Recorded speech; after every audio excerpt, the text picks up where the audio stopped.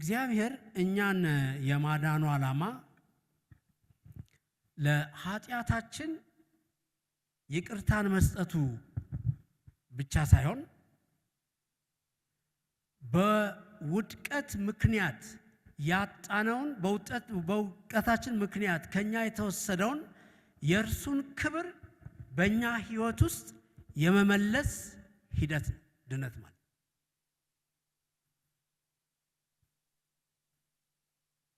አፈጣጠራችን ታውቃላችሁ። እግዚአብሔር ሰውን ከምድር አፈር አበጀው። ደውም ደስ የሚል ጥቅስ አለ። መዝሙር ምዕራፍ 8 ቁጥር 5 በክብር ከለልከው፣ ከመላእክት ጥቂት አሳነስከው፣ በሞገስ በክብርህ ከለልከው። ያ እግዚአብሔር ሲፈጥረን የእርሱን መልክ፣ የእርሱን አምሳል፣ የእርሱን ምሳሌ በምድር ላይ በፍጥረታት መካከል እንዲገልጥ እግዚአብሔርን እንዲያሳይ የተደረገ ሌላ ምንም አይነት ፍጥረት የለም ከሰው በቀር። ለዚህ ነው እግዚአብሔር ሰውን በመልካችን እንደ ምሳሌያችን እንፍጠር። በምድር ባሉ ፍጥረታት መካከል ሰው ሲመላለስ የማንን መልክ ያንጸባርቃል? የእግዚአብሔርን መልክ ያንጸባርቃል። የእግዚአብሔርን ክብር ያንጸባርቃል። የእግዚአብሔርን ማንነት ያንጸባርቃል። እንደ አጋጣሚ ሆኖ ሰው ያንን እግዚአብሔር የተመኘውን እግዚአብሔር ሰው እንዲሆን ያሰበውን ሆኖ መቀጠል አልቻለም። ስለዚህ በዘፍጥረት ምዕራፍ 3 ላይ እንደምንመለከተው ሰው ወደቀ።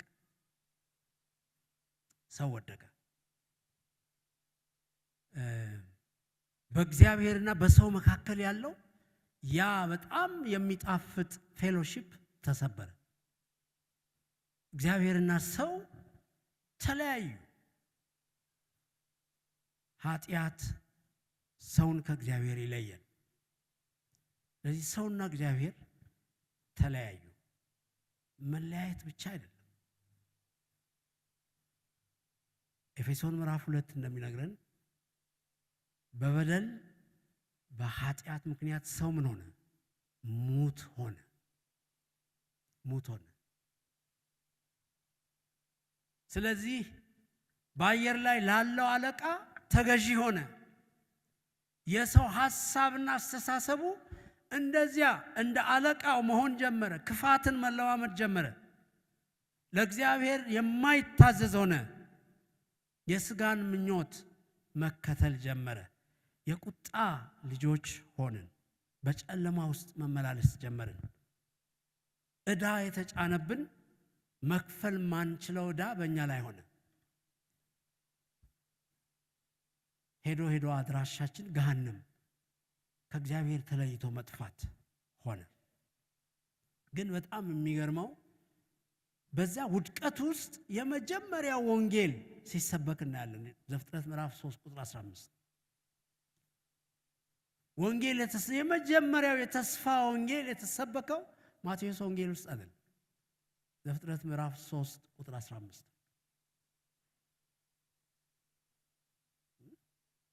እግዚአብሔር ከሴቲቱ የሚወለደው ያ የእባብን ጭንቅላት የሚቀጠቅጠው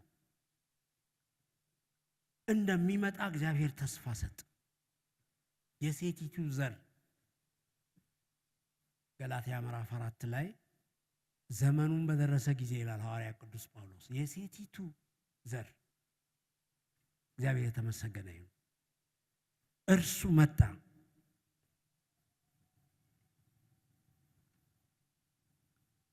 በተለይ ኤፌሶን ምዕራፍ 1 ላይ እግዚአብሔር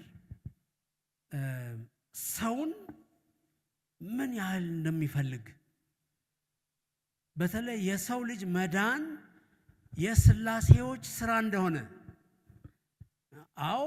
ጌታችን መድኃኒታችን ኢየሱስ ክርስቶስ በመስቀል ላይ መጥቶ ተሰቅሎ ደሙን አፍስሶ የኛን ኃጢአት በእርሱ ላይ አኑሮ የምትክ የልዋጭ ድነትን አግኝተናል። ግን በዚያ ክፍል ውስጥ ስላሴዎች እንዴት እንደሰሩ ታያላችሁ። ኤፌሶን ምዕራፍ 1 ስታዩ ድነታችን ከቁጥር 4 እስከ 6 ያለውን ክፍል ስታነቡ በአብ የታቀደ እንደሆነ ታያላችሁ። የሰው ልጅ መዳን የታቀደው በአብ ነው። ቁጥር 7 እስከ 12 ላይ ያለውን ደግሞ ስታዩ ድነት የመስዋዕትነት ውጤት ነው።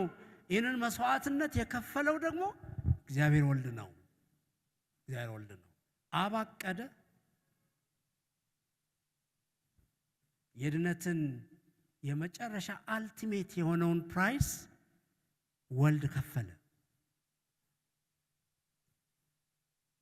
ከቁጥር 13 እስከ 14 ደግሞ ስታዩ ድነታችን ኢፌክቹዋል የሆነው እውነተኛ የሆነው በመንፈስ ቅዱስ ማህተም አርፎበት ነው። እግዚአብሔር መንፈስ ቅዱስ አተመው።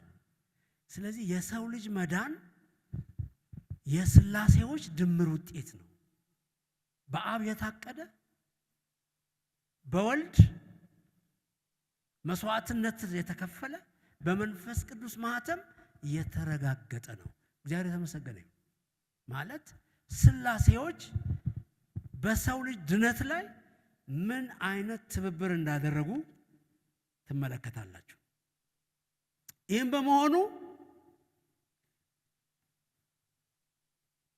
የዳነ ሰው ስፍራውም አድራሻውም ሀብቱም ተቀየረ ነው የሚለው መጽሐፉ።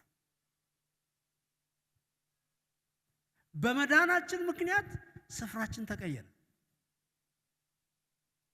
our position ተቀየረ። ስፍራችን የት ሆነ? ሰማያዊ ሆነ። ሰማያዊ ሆነ። ሰይጣን ፈጥፍጦ ጥሎን ነበር። እግዚአብሔር በእኛ ላይ ያኖረውን ክብር ወስዶብን ነበር። ጠፍተን ነበር። እግዚአብሔር ወልድ መጣና የሰውን ሁሉ በደል በርሱ ላይ ካኖረ በኋላ አድራሻ ለውጥ አገኘን። እግዚአብሔር የተመሰገነ ይሁን። አድራሻችን የት ሆነ? ሰማያዊ። ሰማያዊ ብቻ አይደለም፣ በእግዚአብሔር ቀኝ የመሆን እድል አገኘን። ሀብታችንም መንፈሳዊ ሆነ። መንፈሳዊ ሆነ። ስለዚህ ኤፌሶን በጣም ይሄንን 1:18 ላይ ስታነቡ ይሄንን እወቁ ነው። እንዲህ አይነት ኤክስቼንጅ መደረጉን እወቁ። በከንቱ የዳናችሁ አይደላችሁም። ትልቅ ስራ የተሰራባችሁ የስላሴ ውጤት ናችሁ። ይሄንን እወቁ። ማወቅ ያስፈልጋል እንዴት እንደዳንን፣ እግዚአብሔር እንዴት ወደ ቤታችን እንደመጣ፣ እንዴት ወደ ህይወታችን እንደመጣ ማወቅ ያስፈልጋል። እግዚአብሔር ለሰው ልጅ የከፈለውን ዋጋ ማወቅ ያስፈልጋል። እወቁ ነው የሚለው 1:18 ዲቴይል መሄድ ጊዜ ስለማይፈቅድልኝ ነው። ያ ብቻ አይደለም። 2:11 ስታዩ አስታውሱ ይላል። ምንድነው ማስታወስ የሚገባን? 2:11 ስታዩ እንዲህ ይላል፣ ያለ ክርስቶስ ነበራችሁ፣ አሁን ግን በክርስቶስ ናችሁ። ክብር ለእግዚአብሔር ይሁን። ያለ ክርስቶስ ነበራችሁ። ያለ ክርስቶስ የሆነ ሰው ተስፋ የለው።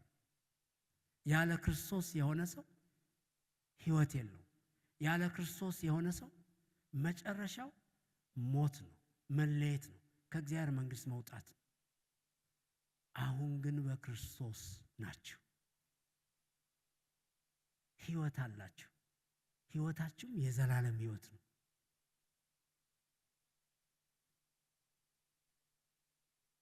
ሶስት 13 ደግሞ ስታዩ ተስፋ አትቁረጡ፣ በእውቀትና በጥንካሬ እደጉ።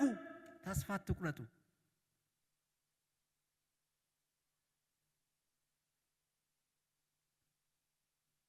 ይሄ የተከፈለለት ሰው ታዲያ ይላል ምዕራፍ 4:1 ይሄን ሁኔታ የሚያመዛዝን ሰው፣ የት እንደነበረ የገባው ሰው፣ እንዴት እንደመጣ የገባው ሰው፣ ምን እንደተከፈለለት የሚያውቅ ሰው ምንድነው የሚጠበቅበት ካል ለተጠራችሁበት ጥሪ የሚገባውን ኑሮ ኑሩ።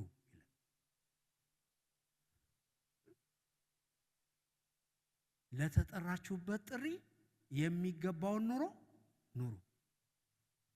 እዛሁን ወገኖቼ ትልቁ የዛሬ የቤተ ክርስቲያንም የእያንዳንዳችን የግለሰቦችን ፈተና መኖር አለመቻል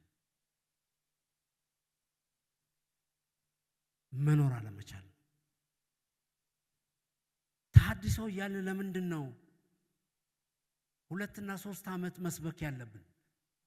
መኖር ስላልቻልን፣ እግዚአብሔር ወደሚፈልገው አቅጣጫ መምጣት ስላልቻልን ነው። እግዚአብሔር ኑሩ ባለም መንገድ መኖር ስላቃተን ነው።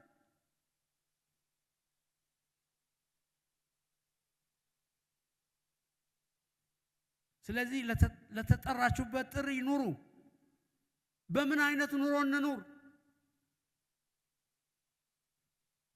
4 እስከ 16 ያለውን ክፍል ስታዩ የመንፈስን አንድነት በመጠበቅ ኑሩ። የመንፈስን አንድነት ጠብቃችሁ ኑሩ። 4:17 በየዕለቱ ምልልሳችሁ እግዚአብሔርን መስላችሁ ኑሩ። 5:21 በቤት ውስጥ ባላችሁ ግንኙነት አንዱ ለአንዱ እየሳሳችሁ እየተጠነቀቃችሁ ኑሩ። ያ ብቻ አይደለም፣ መንፈሳዊ ውጊያ አለ። ከማያንቀላፋ ከማይተኛ ጠላት ጋር በየዕለቱ ትጋፈጣላችሁ።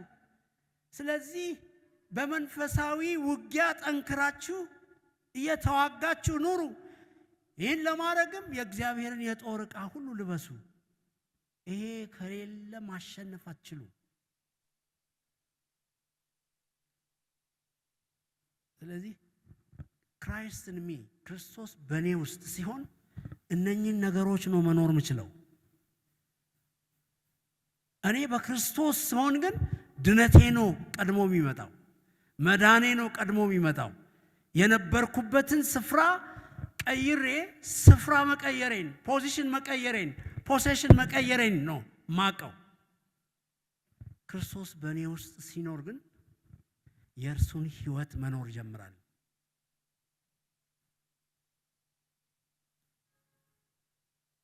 ስለዚህ ብዙ አስቸጋሪ የሆነው ዛሬ ምናልባት ወደፊት እየገፋን ስንል የምትረዱት አንድ ነገር ምንድን ነው? እኛ በክርስቶስ መሆናችን እርግጠኛ ሆኖ እያለ፣ እኛ በክርስቶስ መሆን መዳናችን እውነት ሆኖ እያለ፣ ነገር ግን ክርስቶስ በእኛ ውስጥ ሲሆን የሚሰራው ስራ ምንም እንደሌለ እንደማናሰራው ታያላችሁ።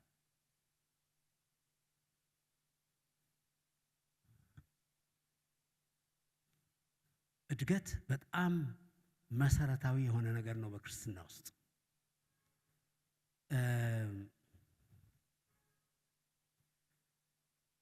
የልጅ ሐኪም ስለሆንኩ የልጆች እድገት በጣም ከሚያሳስባቸው ሰዎች አንዱ ነኝ። ልጆች ተወልደው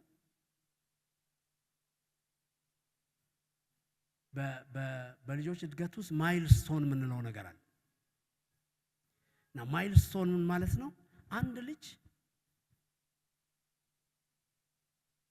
በ6 ወሩ ምን ሊያደርግ ይችላል? በ6 ወሩ የ6 ወር ሕፃን ምንድን ነው የሚሰራው?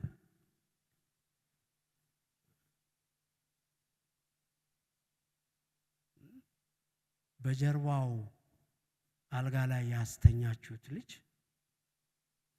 አልጋ ላይ ተኝቶ 6 ወር ልጅ በሆድ ሆዱ ይገለበጣል ማለት ይሄ የፒዲያትሪክ ሳሁ ነው። አንድ ልጅ በጀርባው ካስተኛችሁ 6 ወር ከሞላው ወደ ሆዱ ይገለበጣል። ዝም ካላችሁት የተንሸራተተ ከነበረበት አልጋ ሊወድቅ ይችላል። ለዚህ 6 ወር የሞላው ልጅ ዝም ብላችሁ አልጋ ላይ አስተኝታችሁ ዞር አትሉ።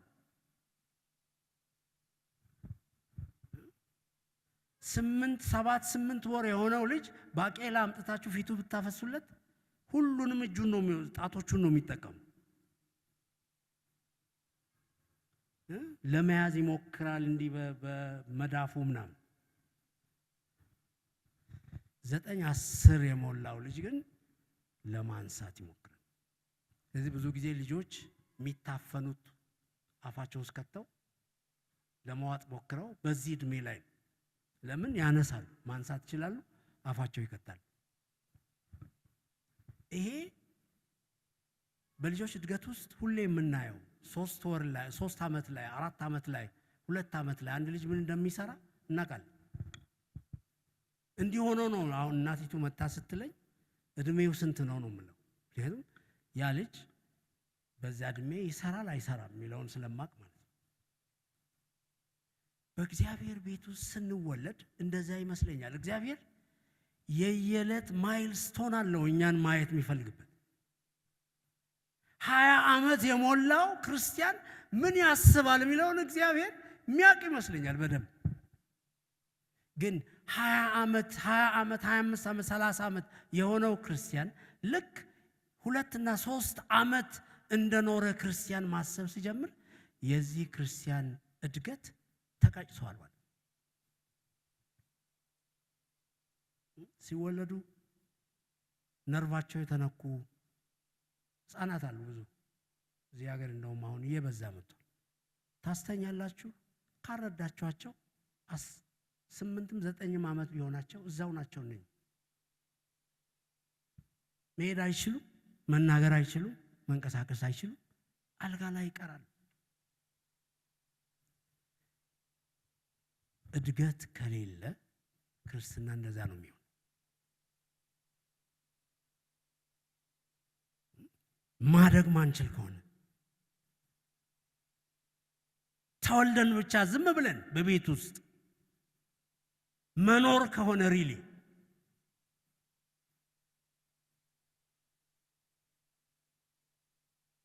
ፈጠን ብላችሁ ምጽፉ መጻፍ ትችላላችሁ። እኔ ስለ ጻፍኩት አነባለሁ። 5 ጥቅሶች አነባለሁ። እነሱ ላይ ነው አለፍ ብዬ የምናገረው ዛሬ። ይሄ ከምስረታ ህይወት በኋላ ከመዳን ህይወት በኋላ እግዚአብሔር ምን ይፈልጋል? እድገት ይፈልጋል። አንደኛው 2 ቆሮንቶስ 3:18 ነው። 2 ቆሮንቶስ 3:18 እንደዚህ ይላል፣ እኛም ሁላችን ባልተሸፈነ ፊት የጌታን ክብር እንደ መስታወት ያንጸባረቅን የእርሱን መልክ እንድንመስል ከክብር ወደ ክብር እንለወጣለን። ይህም የሚሆነው መንፈስ ከሆነው ከጌታ ነው። እዚህ ጋር አሁን መቆምን አይደለም የምታዩት። ምንድነው የምታዩት? ፕሮግረስ ነው የምታዩት። እድገት ነው የምታዩት። ሁለተኛው ገላትያ 4:19 ነው። የምወዳችሁ ልጆቼ ሆይ ክርስቶስ በውስጣችሁ እስኪቀረጽ ድረስ፣ የበፊቱ ትርጉም እስኪሳል ነው የሚለው። ስለ እናንተ እንደገና ምጥ ይዞኛል። ክርስቶስ ምን እስኪሆን? በእናንተ ህይወት ውስጥ እስኪሳል። ምን ማለት ነው ይሄ? የሚያዩዋችሁ ሰዎች እናንተን ሳይሆን ማንን እስኪያዩ? ክርስቶስን እስኪያዩ ምጥ ይዞኛል።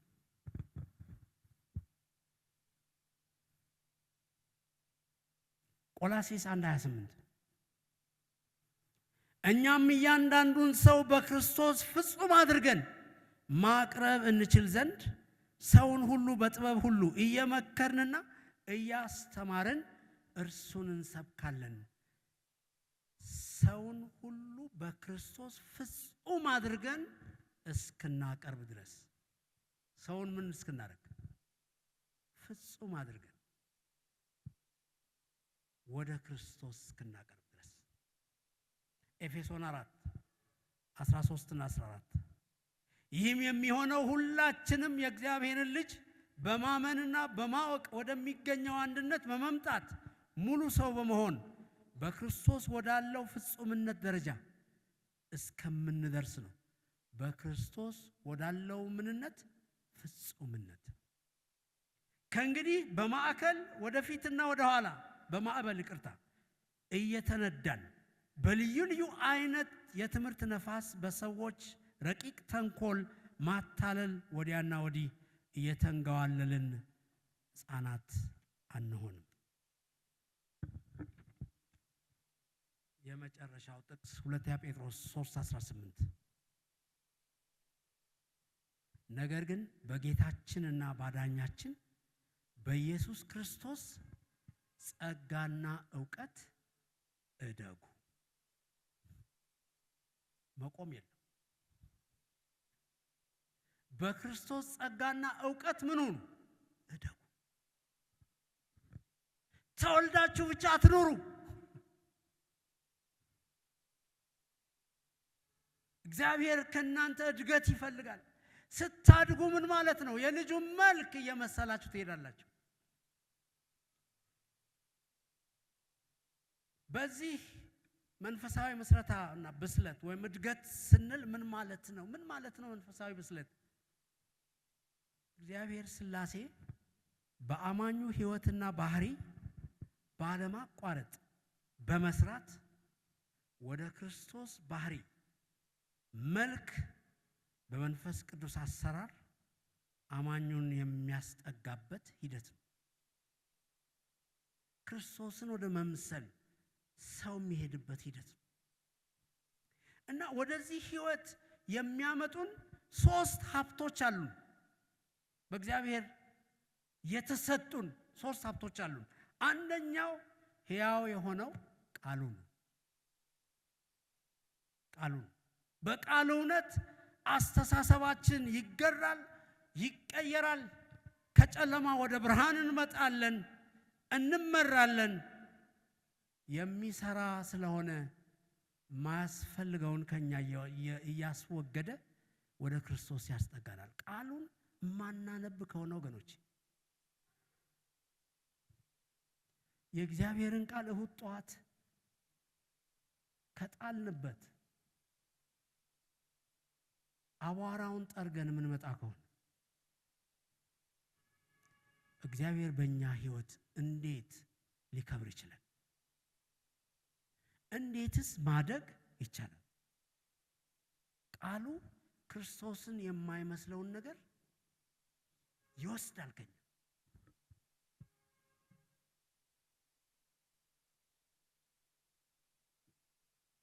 የልጁን መልክ እንድንመስል መልካችን ወደሱ እንዲጠጋ ያሳድገናል። እርሱን የማይመስለውን ከኛ ውስጥ ይቆርጣል።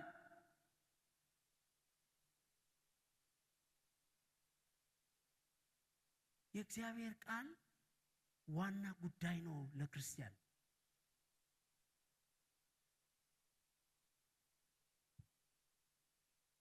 ማደግ ትፈልጋላችሁ?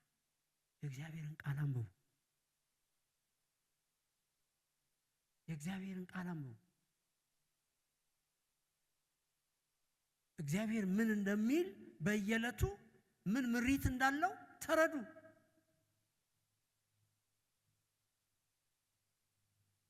እርሱ የሚያንጽ ነው፣ እርሱ የሚመራ ነው፣ ወደ መንፈሳዊ ብስለት የሚያመጣን ነው። አንደኛ ጴጥሮስ ምዕራፍ 2 ላይ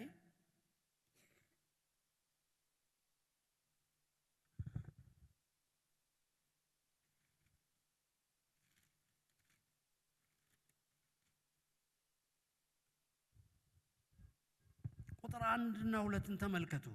እንግዲህ ክፋትን ሁሉ ተንኮልንም ሁሉ ግብዝነትንም ቅንዓትንም ሐሜትንም ሁሉ አስወግዳችሁ ጌታ ቸር መሆኑን ቀምሳችሁ እንደሆነ ለመዳን በእርሱ እንድታድጉ አሁን እንደተወለዱ ሕፃናት ተንኮል የሌለበትን የቃልን ወተት ተመኙ ይላል። ተንኮል የሌለበት እላይ የተጠቀሱት ነገሮች ተንኮል የሞላባቸው ነገሮች ናቸው። አይታችኋል? ግብዝነት፣ ቅንዓት፣ ሐሜት እነኚህ ማስወገድ የምትችሉት በቃሉ ወተት የቃሉን ወተት ሁሌ መመገብ ስትችሉ ነው። ቃሉ ከነኚህ ነገሮች ይለያቸዋል። ዲኤል ሙዲ መጽሐፍ ቅዱሳቸው ላይ ይባላል። ፊት ለፊት መጽሐፍ ቅዱሳችን ስንከፍት ነጭ ነው አይደል? ምንም ነገር የለው። እዛ ላይ ምን ብለው ጽፈዋል ይባላል? ይህ መጽሐፍ ሰውን ከኃጢአት ይለያል። ኃጢአት ሰውን ከዚህ መጽሐፍ ይለያል። ሁለቱንም ጽፈዋል። ይህ መጽሐፍ ሰውን ከኃጢአት ይለያል፣ ኃጢአት ደግሞ ሰውን ከዚህ መጽሐፍ ይለያል።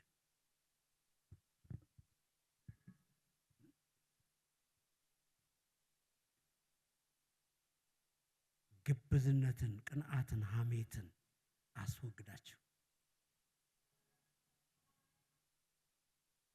ተንኮል የሌለበትን የቃሉን ወተት ተመኙ። ስለዚህ የእግዚአብሔር ቃል ለእድገታችን መሰረታዊ ዋና ነገር ነው። ይሄን ማወቅ አለብን። ሁለተኛው የእግዚአብሔር መንፈስ ቅዱስ።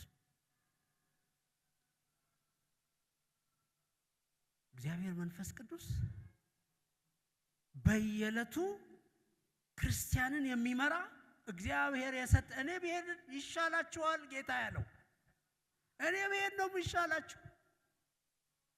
እርሱ ግን ሁሌ ከእናንተ ጋር ይኖራል፣ ያስተምራችኋል፣ ይመራችኋል፣ ስለ ኃጢአት ይገስጻል፣ ይመክራል። እርሱ ያስፈልጋችኋል። እኔ ብሄድ ይሻላችኋል።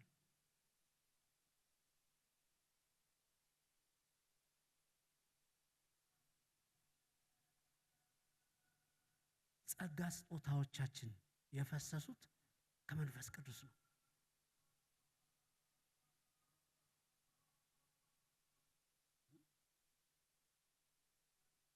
እሱ ከሌለ ማደግ አይቻልም።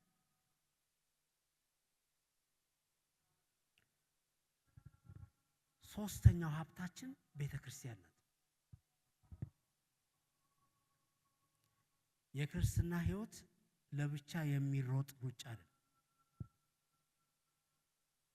በህብረት፣ በአንድነት፣ በጸጋ እርስ በርስ በመከፋፈል በመተጋገዝ፣ በመያዝ በእግዚአብሔር ቤት ውስጥ የምናድግበት የምናገለግልበት የሩጫ መስክ ነው ቤተክርስቲያን።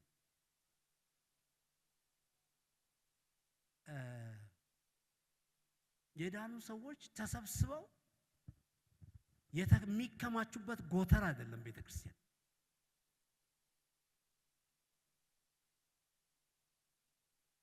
የዳኑ ሰዎች ተተክለው ተኮትኩተው አድገው ተለውጠው ወደ ዓለም ሁሉ ወጥተው የክርስቶስ ምስክር የሚሆኑበት ቤት ነው ቤተክርስቲያን።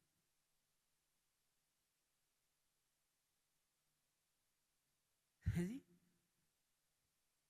ወንጌል እንሰማለን፣ እንድናለን። በቤተ ክርስቲያን ውስጥ እንተከላለን፣ እንማራለን፣ እናድጋለን፣ እንለወጣለን። ተለውጠን ቁጭ አንልም፣ በቤተ ክርስቲያን ውስጥ እንወጣለን። ሚስዮናውያን እንሆናለን። ሳልቬሽን ቱ ትራንስፎርሜሽን ቱ ሚሽንስ እንጂ ድኖ ቁጭ ማለት ሁሉን ነገር ወደ ራሳችን። ድሮ ትዝ ይለኛል አባባ ከዳሞ ጥንዚዛ አትሁኑ ይሉን ነበር። ጥንዚዛ እበት ላይ ይወጣና አሉ ያድበለቡልና ወደ ራሱ ነው የሚስበው። ወደዛ አይሄድም፣ ወደ ራሱ።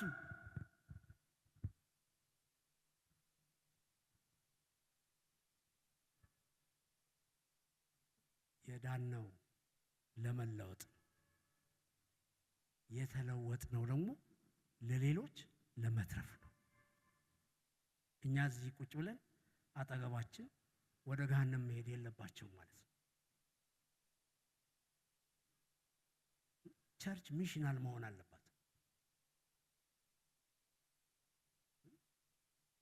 አባላት ትራንስፎርምድ መሆን አለባቸው፣ መለወጥ አለባቸው፣ ህይወታቸው ማደግ አለበት። በየዕለቱ እየቀጨጨ የሚሄድ መሆን የለበት። አንዳንዴ እኮ አንዳንድ ሰዎችን ማነጋገር ትፈራላችኋል። ለምን? እሱን አልነካም። ለምንድን ነው ማትነካው? እሱ ከባድ ነው። በቤተ ክርስቲያን ውስጥ እንዲህ አይነት ነገር ያስፈልጋል ወገኖች። እሱማ ከባድ ነው፣ እሱን እንደዛ ይባላል።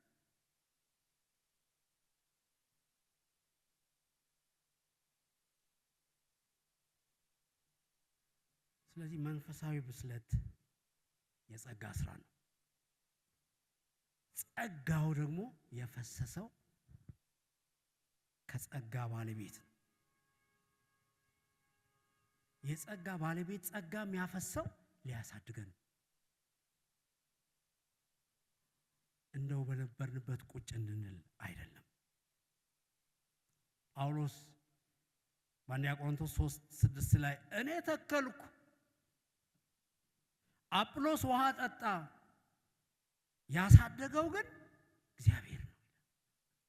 ስለዚህ አለ የሚያሳድገው እግዚአብሔር እንጂ የሚተክለውም ሆነ ውሃ የሚያጠጣው ምንም አይደሉም። ስራው ድርሻ አለው። የሚተክል አለ፣ ውሃ የሚያጠጣ አለ፣ የሚያሳድግ አለ።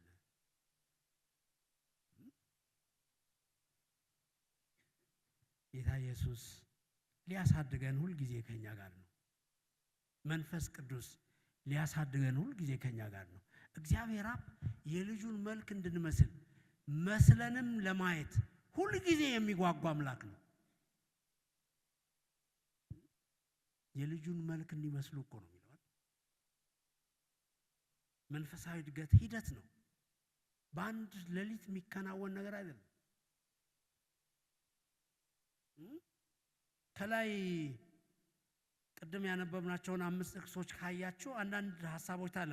ከክብር ወደ ክብር ሲል ምን ማለት ነው? በአንድ ጊዜ ወደ ክብር ትደርሳለህ አይልም። በአንድ ጊዜ ከብረት ትጨርሳለህ አይልም። ግን ምን እንሆናለን? ከክብር ወደ ክብር እንለወጣለን። ምን ማለት ነው? ይሄ ሂደት ነው። የአንድ ሌሊት ስራ አይደለም። የአንድ ቀን ስራ አይደለም። የአንድ ዓመት ስራ አይደለም። ግን በፈቃደኝነት ራሱን ለጌታ የሰጠ የተተከለ ሰው ምን ይሆናል? ከክብር ወደ ክብር እያደገ እየተለወጠ ይሄዳል። ገላትያ ላይ ባየነው ክፍል ውስጥ ክርስቶስ በእናንተ ውስጥ እስኪቀረጽ ድረስ ምጥ ይዞኛል። እስኪቀረጽ ተጀምሯል። ግን ሙሉ የክርስቶስ ፒክቸር ስዕሉ በእናንተ ውስጥ አልታየም ገና። መታየት ግን አለበት። የክርስቶስ ሙሉ ስዕል በእናንተ ሕይወት ውስጥ መታየት አለበት። ግን ገና ነው። ይሄን ለማድረግ በፈቃደኝነት ለመቀረጽ ራስን ማቅረብ ይፈልጋል። ለመቀረጽ ቀላል ሂደት አይመስለኝም። መቀረጽ ህመም አለ። ግን ያንን ችሎ ለመቀረጽ ፈቃደኛ መሆን ያስፈልጋል።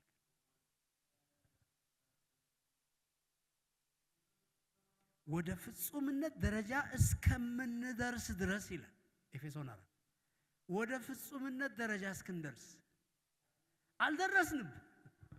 መድረስ ግን ይኖርብናል። መድረስ ግን ይኖርብናል። ወደዚያ ስትራይቭ ማድረግ ይኖርብናል። መውደቅ አለ፣ መነሳት አለ። ዕብራውያን 12 ላይ ያለው ቃል ትዝ ይላችኋል። እነኚህን እኔ በጣም የሚገርመኝ ቃል ነው እሱ ቃል። እነኚህን የሚያህሉ ምስክሮች በዙሪያችን ካሉልን ብሎ ነው የሚለው። ማለት የትኞቹ ምስክሮች? የትኞቹ ምስክሮች? በእሳት የተቃጠሉ ምስክሮች፣ በመጋዝ የተሰነጠቁ ምስክሮች፣ ለአናብስት የተጣሉ ምስክሮች፣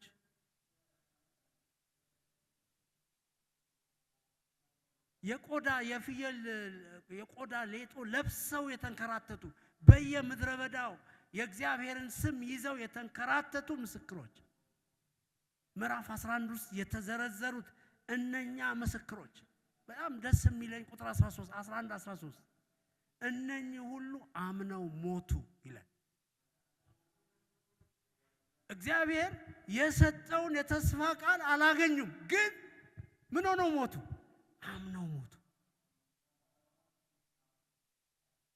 እነኚህን የሚያክሉ ምስክሮች በዙሪያችን ካሉ እኔ ስቴዲየም ነው ትዝ የሚለኝ። ስቴዲየም ስትሮጡ ይታያቸዋል። ስቴዲየሙን ጢም ብሎ የሞሉት ደግሞ እነኚህ ምስክሮች ናቸው። እንደዛ ስላችሁ ታውቃላችሁ። ስትደነቃቀፉ ስትወድቁ ምን ሚሉ ይመስላችኋል? አይዞ እኔም ወድቄ ነበር፣ እኔም እንዲህ ሆኜ ነበር፣ ግን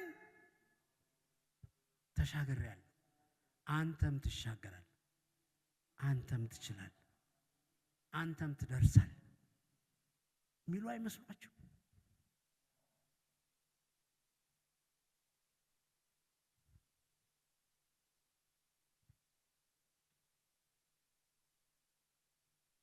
ለዚህ ነው ጽድቅን ማቴዎስ ወንጌል 5:6 ጽድቅን የሚራቡና የሚጠሙ ብፁዓን ናቸው ብሎ አበቃም፣ ይጠግባሉና ይላል። ስለዚህ ይሄ ፍላጎቱ፣ የውስጥ መሻቱ፣ የውስጥ መነሳሳቱ እኔ ጋር ነው ያለው ማለት ነው። የኔ ስራ ነው ማለት ነው። ለማደግ መፈለግ አለብኝ ማለት ነው። ለማደግ መጣር አለብኝ ማለት ነው። ለማደግ እግዚአብሔር ያስቀመጠውን እውነት መያዝ አለብኝ ማለት ነው። መዘርጋት አለብኝ ማለት ነው። እኔ ሳልፈልገው የእግዚአብሔር ባህሪ አንዱ ትልቁ ነገሩ ይሄ ነው። በግድ አስገድዶ ሰውን አንዳንድ እናቶች ልጆች አንበላ ሲሉ አፍንጫቸውን ይዘው ተበላ። እግዚአብሔር እንደዛ አይነት አምላክ አይደለም።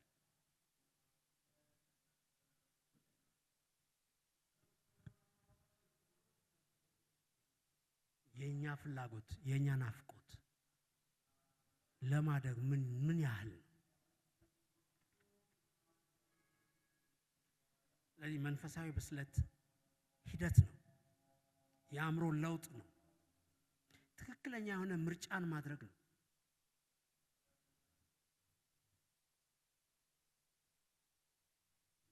ሮሜ 13:14 ላይ ነገር ግን ይልቁንም ጌታ ኢየሱስ ክርስቶስን ልበሱት ምኞቱንም ይፈጽም ዘንድ ለሥጋ በሐሳባችሁ አትመቻቹለት ይላል አዲሱ ትርጉም።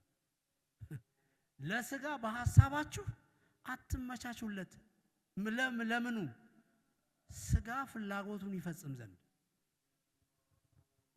ተመቻችተን ራስን ማቅረብ አለ ማለት ነው። ተመቻችተን ራስን ማቅረብ አለ ማለት ነው።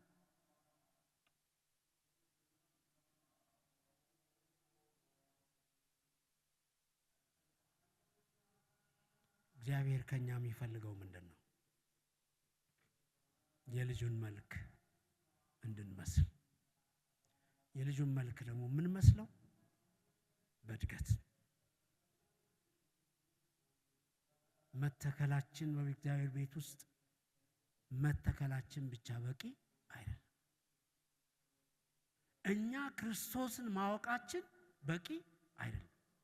ክርስቶስ በእኛ ውስጥ ኖሮ ስራ መስራት መቻል አለበት። ክርስቶስ ስራውን እንዲሰራ ራሴን መስጠት መፍቀድ አለብኝ፣ መጓጓት አለብኝ።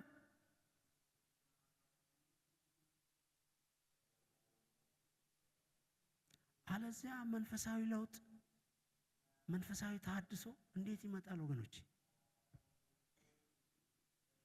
ትልቁ ጉዳይ ራሳችንን ለጌታ መስጠታችን ብቻ ሳይሆን ለሰጠነው ጌታ መኖር መቻላችን። ማደግ አለብን። በቃሉ ውሃ የእግዚአብሔርን እርሻ ማጠጣት አለብን። ሕይወታችን በቃሉ ማደግ አለበት። በጸጋው ማደግ አለበት። ይሄ በሌለበት ሁኔታ ውስጥ ትራንስፎርሜሽን አይመጣም።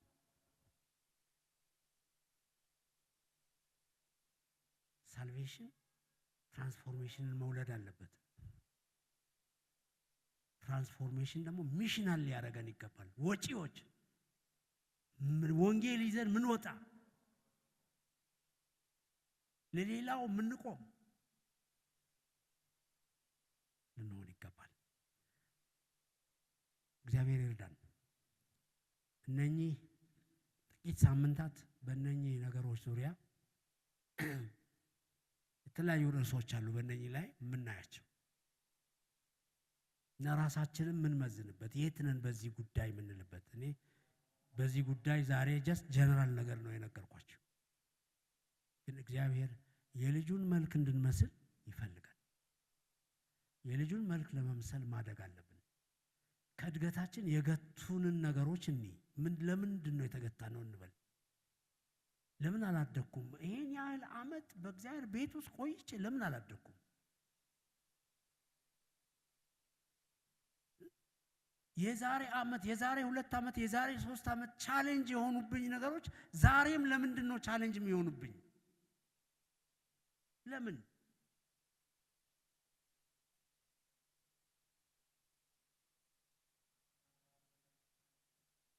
ጌታ ይረዳናል።